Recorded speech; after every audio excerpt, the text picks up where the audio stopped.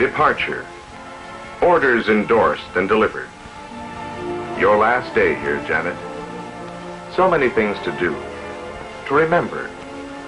Remember, the President of the United States. Greetings. Know ye that reposing special trust and confidence in the patriotism, valor, fidelity, and abilities of Janet Harrison Lee, I do appoint her an ensign in the Nurse Corps in the United States Navy, to rank from the first day of July. And that I will well and faithfully discharge the duties of the office on which I am about to enter, so help me God. And that I will well and faithfully discharge the duties of the office on which I am about to enter, so help me God. Remember, Janet, the words that made you a commissioned officer, a Navy nurse.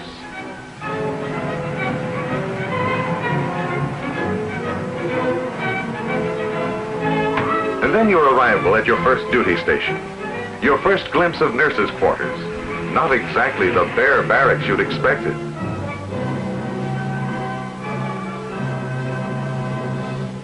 Meeting the rest of your indoctrination class, and Miss DeWager, your indoctrination instructor. You come from many places, from many schools and hospitals. Now you will all wear the same caps, the same uniform. But your past experience in civilian nursing will serve you well as a foundation for your work in the Navy. And you will continue to build on that foundation. It's my job to get you started. Please come to me at any time for help. Are there any questions? There were questions, all right, many of them. And she had the answers. But it was all confused in your mind, a puzzle in which the pieces had yet to find their places. Your physical, a part of the picture, the first of the periodic exams everybody gets in the Navy. Yes, it's up to you to keep fit, and physical fitness can be fun, too. Of course, learning to swim may have been something of a struggle. In the Navy, it's plain good sense to know how. Mental fitness, too, and opportunities for professional growth, as Miss DeWager put it. And relaxation for those who weren't preoccupied with 1,000 other things. Like your first shopping trip, when you found that a Navy compound is a little city in itself, and you were becoming part of it. The tailor shop, that school of Navy fashion. You'd wondered how you'd look in blues. Some difference from the sacred 20 of 1908. But you were here to carry on what they started. Navy traditions, customs, and courtesies. A lot more to it than that hurried sewing job or those naive questions of insignia, ranks, and ratings. You hardly knew the difference between a chief petty officer and a seaman apprentice then. But you soon found your own place on that ladder of stripes. Only 4 grades between you and the director of the Nurse Corps. But what a long pull.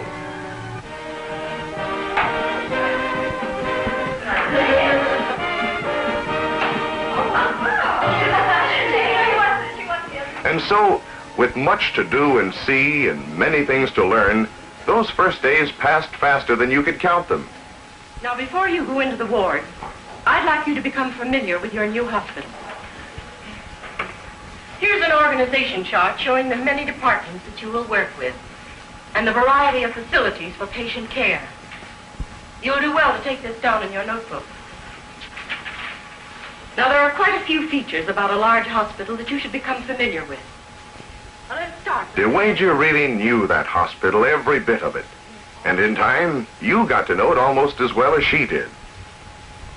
Probably few medical organizations outside the military bring together so much challenging clinical material.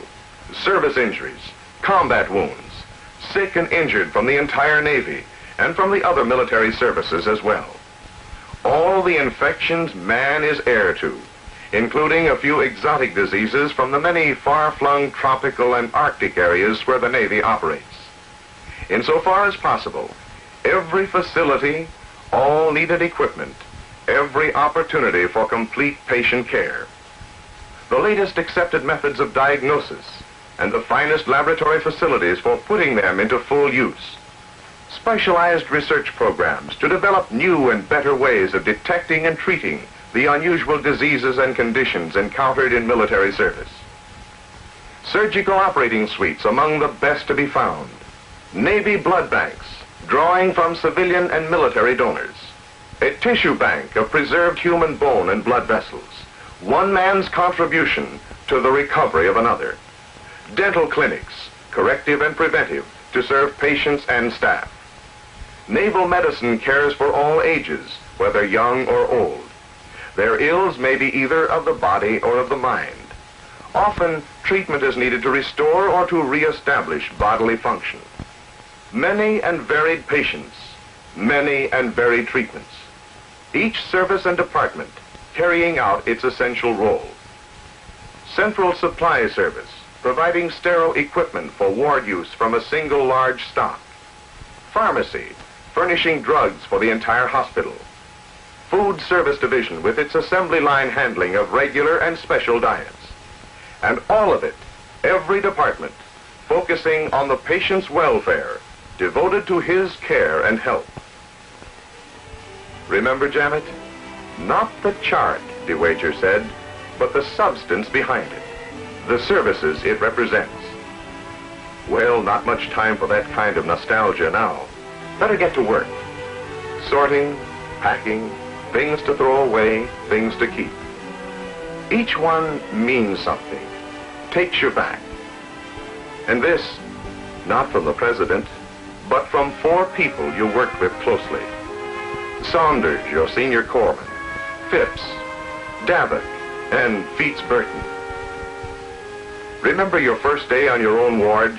You had the feeling a ship's officer said to have when he takes over his first sea command. Surgical Ward 3A, your ward, at least for the 8 hours of the AM shift.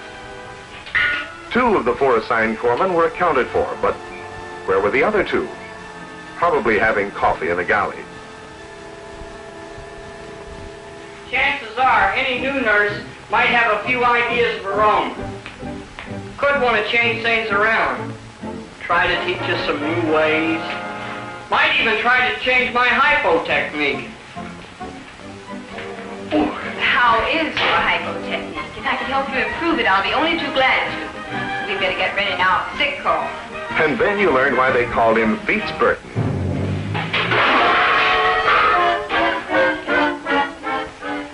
Good morning. Then you met Dr. Strong, your ward medical officer, captain of your little ship. If there's anything I can do for you, let me know. I've been here a whole week myself. Saunders is an old hand. He's been here about 6 months. Well, at least there's one seasoned member on the team. Yes, there is. Good morning. How are you this morning? Yes, it was a team.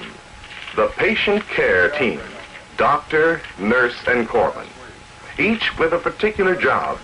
All 3 contributing to the patient's health and welfare. But you didn't stop to think about such things then. You just went ahead with the routine of sick call. Part of your job was to teach corpsmen. So your first problem was to become familiar with their qualifications and experience, so that you could give each the type and degree of instruction he most needed. Of course, all the corpsmen had had a course at Hospital Corps School, but ward duty gave them their first contact with practical nursing and actual patients. Phipps, youngest of the lot, fresh from Corps School, was inclined to be tardy. But this time, for once he was right on schedule with the patient's preoperative hypo. Someday, somewhere else, when Phipps was completely on his own, or in combat maybe, or with a different kind of medication, the punctuality and attention to detail learned on your ward would pay dividends in lives saved. Davik, young, earnest, inexperienced, but eager to learn. Burton, whose exuberance was always carrying him away, well-meaning, awkward, no talent for detail, yet. Burton was going to be a problem, but the time to correct Burton was not in front of the patient. Saunders, enough experience, enough background to make him a valuable assistant in managing the ward. It was part of his learning experience. His help enabled you to do more for patients and spend more time instructing the younger corpsmen. Saunders was even closer to the time when he would have greater responsibilities and less supervision. Already he could carry out advanced nursing procedures to the complete satisfaction of Dr. Strong, and Dr. Strong was not easily satisfied. Saunders was learning by doing, as do all corpsmen. What was Burton doing? Better have a look. Of course, Hansen, the herniorrhaphy, was quite a character. And Burton had a habit of putting speed ahead of efficiency.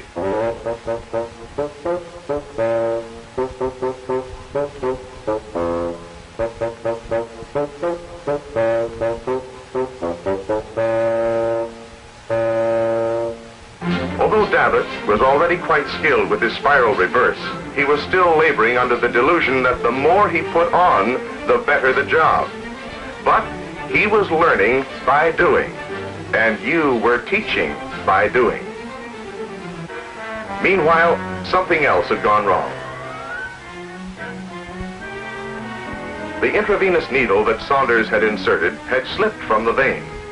Caught in time, nothing serious.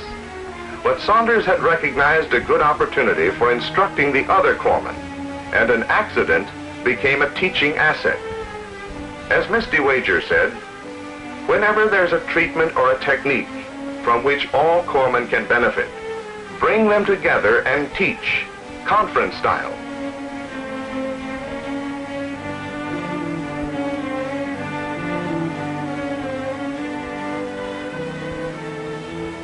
But there were other things besides teaching in your relationship with the corpsmen. Sometimes you had decisions to make that would affect their personal affairs, as in the little matter of special liberty. Why,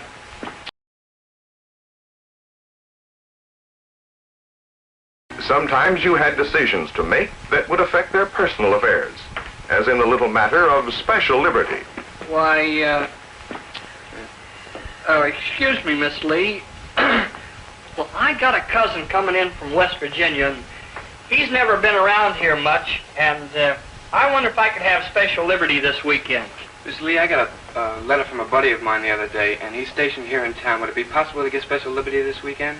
Well, if I let you both go, we'll be short-handed for the weekend. Dombrowski's post-operatives, and there's plenty of work to be done. You mean one of us has to stay? I'm afraid so. 3A, Miss Lee. Yes. It's all right. We'll be ready for him. Dombrowski is on his way down from surgery. Well, I guess I can let it go another week. Fine, Fitz. Well, Burton, I guess you're elected. Now, Gosh, I never thought of that. Dombrowski, I mean. Maybe you'll need us both now, huh?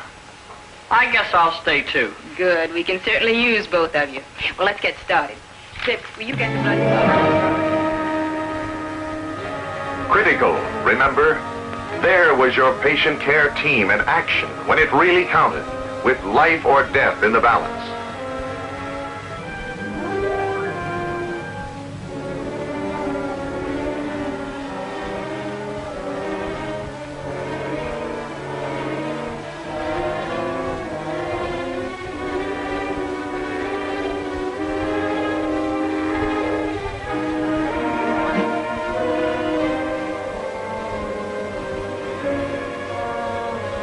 No need for words. A sign, a look, a gesture, and everybody did his part. Special liberty forgotten.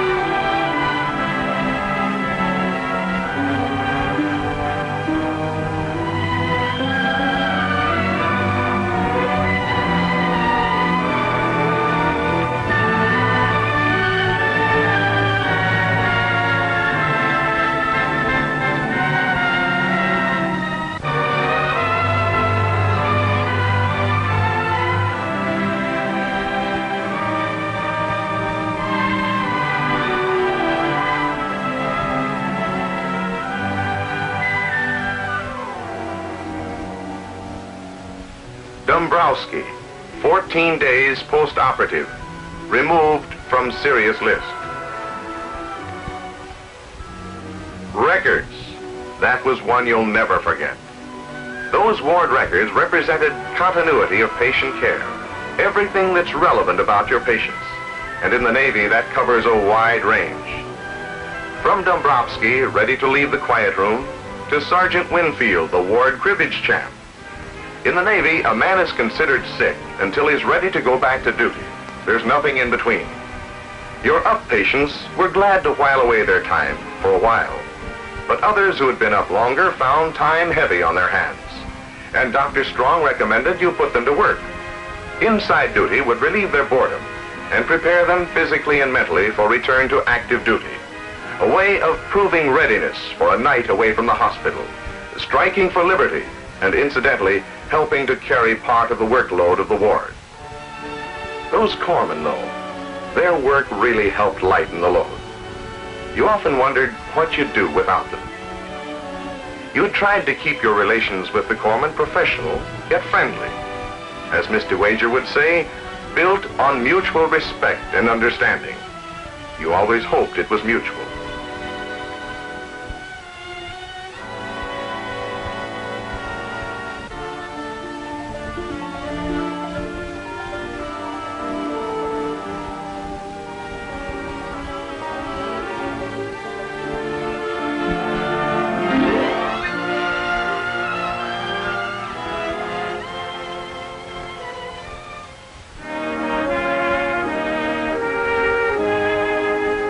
Yes, you'd hoped it was mutual, but you hadn't expected anything quite like this.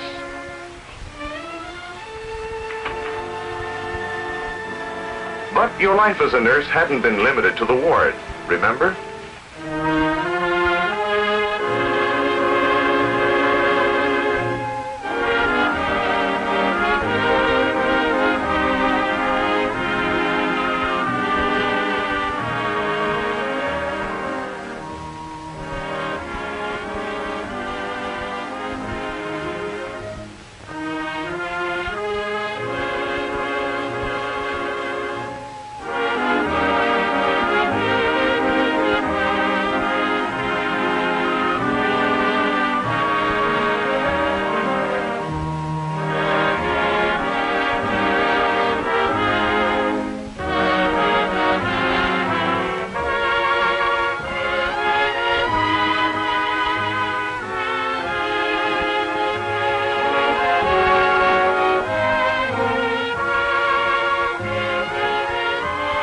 And of course, you tried to balance your social life, keeping up your outside professional interests, attending professional meetings, maintaining professional contacts, civilian as well as military. And yes, you'd spent quite a few nights just boning up. How you coming, Janet? About ready? Just about. Did you find your pay account? Yes, and my orders too, thank heaven. Oh, a good thing, too. I'll always remember DeWager's warning about never losing your Navy record. Say, what about DeWager? Have you heard the latest? No, what? She's been promoted. Oh, good. She deserves it. Come on, help me get this stuff in.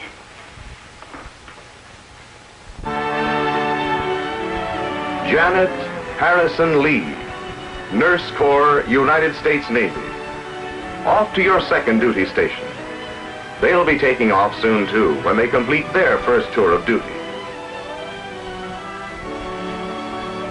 And you, Janet, where to?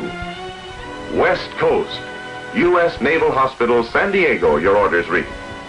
But it could as well have been the East Coast, or even in between, at any of a number of Navy hospitals. And in the years ahead, what is in store for you and your friends? Specialized training? Perhaps. An instructor at Hospital Corps School? Yes, if you qualify for it. Aboard a floating hospital? Possibly. You may visit many faraway places in all the continents of the world, in all the latitudes. For you, there will be all the surprises of tomorrow. Wherever you go, whatever your assignment, you will know a deep feeling of security, a deep satisfaction in serving with others in a common purpose. For you, as a Navy nurse, are essential to patient care and training of corpsmen in the Navy. Teaching by doing, preparing them for the time when they will be on their own, when they will have to apply what they have learned from you. In peace or war, at sea or in the field, wherever they go, you will be there too, through the skills you have helped them to acquire.